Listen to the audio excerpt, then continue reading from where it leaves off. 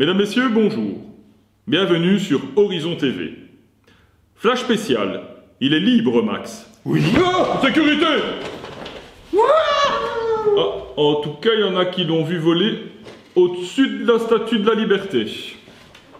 Quoi qu'il en soit, certains disent liberté, égalité, fraternité. Alors, laissons libre notre imagination par tous nos moyens d'expression.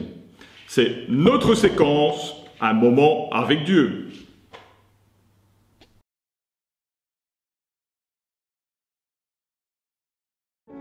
De l'aube au ciel orangé, nul doute que tu vis à jamais.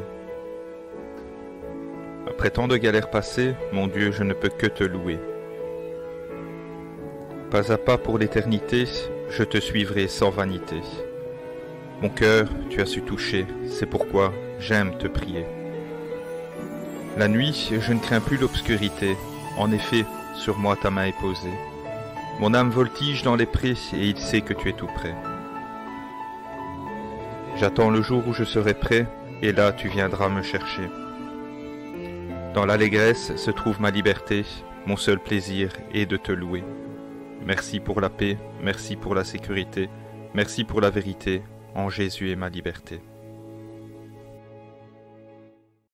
Maintenant, toujours dans la littérature, notre chroniqueuse Déborah va vous proposer quelques livres coup de cœur. Merci Laurent. Bonjour à tous, j'espère que chacun vous allez bien dans vos maisons, dans ces temps difficiles. Voilà, je vais vous présenter deux livres qui me tiennent à cœur. Alors le premier c'est Seigneur augmente notre foi de Claude Hood. Claude Hood est un pasteur très connu dans nos églises. Et dans ce livre, il développe donc différents aspects de la foi. Donc la foi qui amène à la repentance, qui amène des révélations, qui rebâtit également, qui se rapproche de Dieu. Enfin, il développe différents aspects de la foi qui nous servent tous les jours. Et je pense qu'en ces temps difficiles, il ne peut que nous encourager. Il est très facile à lire également.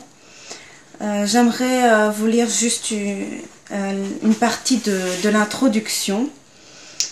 Il dit: ces 20 dernières années, j'ai eu le privilège de servir le Seigneur en tant qu'évangéliste, pasteur de jeunes, conférencier et prédicateur, comme enseignant à l'Institut biblique du Québec et à présent en tant que pasteur de l'église Nouvelle Vie à Longueuil.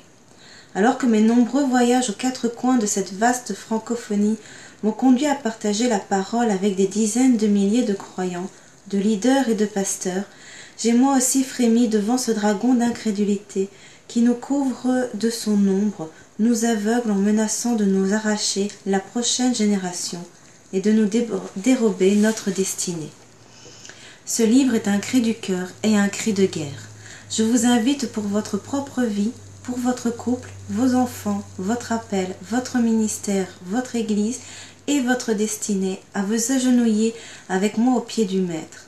Comme ses disciples il y a 2000 ans, cessons de prétendre et avec des cœurs assoiffés, honnêtes, reconnaissants, notre besoin et prions, Seigneur, augmente notre foi. Chers amis lecteurs, avez-vous soif? Êtes-vous décidés?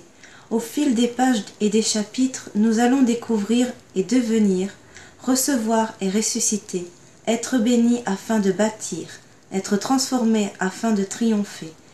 J'ai conscience que le Seigneur non seulement augmente notre foi, mais qu'il fera en nous et à travers nous infiniment au-delà de tout ce que nous demandons et pensons. C'est l'aventure de foi à laquelle je vous convie. Êtes-vous prêts? Allons-y. Nous ne serons plus jamais les mêmes. Le deuxième livre que j'aimerais vous présenter, c'est Né dans une famille chrétienne, mais je le recommande tout spécialement pour nos ados et nos jeunes, parce que même si vous êtes né dans une famille chrétienne, vous passez aussi par des moments difficiles, par des tas de choses, et sachez que vous n'êtes pas seul et qu'il y en a d'autres aussi qui sont passés peut-être par là.